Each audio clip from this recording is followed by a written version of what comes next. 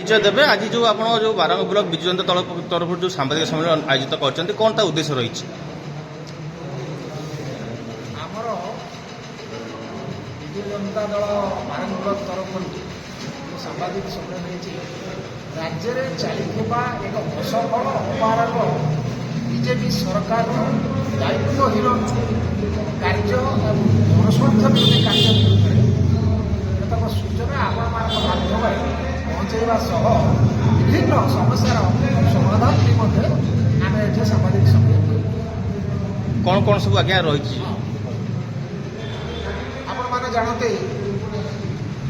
विद्युत एवं कृषि राज्यर एक बृहत्तर स्वार्थ व्यवस्था एवं जो राज्यर पाखापाखि 90% लोक संपृक्त आ ये दुईटा क्षेत्र माननीय नवीन पट्टनायक मुख्यमंत्री समय जो भाई प्रगतिर रास्तार धावमान होता बर्तमान मोहन माझी नेतृत्व में ये पाखापाखि 2.5 वर्षर सरकार संपूर्ण धूलिसात ना कृषि उन्नति ना कृषक उन्नति ना विद्युत ग्रहण टी शांति पाँच ना स्वास्थ्य क्षेत्र में कई जड़े साधारण लोक तार स्वास्थ्य समस्या समाधान कर ना स्कूल शिक्षक अच्छी ना पिला पाठ पढ़ार कौन व्यवस्था अच्छी ये हूँ एक विचित्र व्यवस्था दे सरकार चली मुख्यमंत्री निजे मुख्यमंत्री अच्छा कि नहीं आमर एक सन्देह कारण सी जहाँ कहते मंत्रिमंडल सदस्य दलर विधायक दलर सांसद एवं सर्वोपरि दलर जो मैंने कर्मी आउ दायित्व अच्छा दलीय दायित्व से ग्रहण कर ये जो अव्यवस्था भितर ओडिशार भाग्य वर्तमान सूताक्षर झुली ताहा एक दायित्व संपन्न विरोधी दल भाव में विजु जनता दल प्रत्येक क्षेत्र में सरकार थिला बेले हो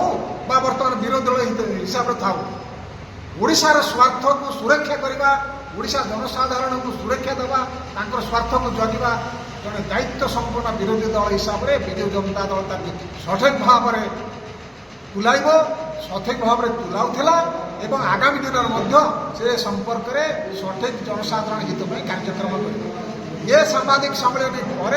जो दाबी आम आपण सरकार को निकट रखुचु ताको जदि कार्यकारी कर सरकार असफल होती ये जो जनता दल नीरव रहा रास्ता घाट में तीव्र आंदोलन कर सरकार को चल दिज्व ना एवं विजु जनता दल क्षमता कौन विजु जनता दल संपन्न नेता नवीन पट्टनायक लोकप्रियता तांकर साधारण लोकों हृदय थिबा इच्छा और आकांक्षा केते दूर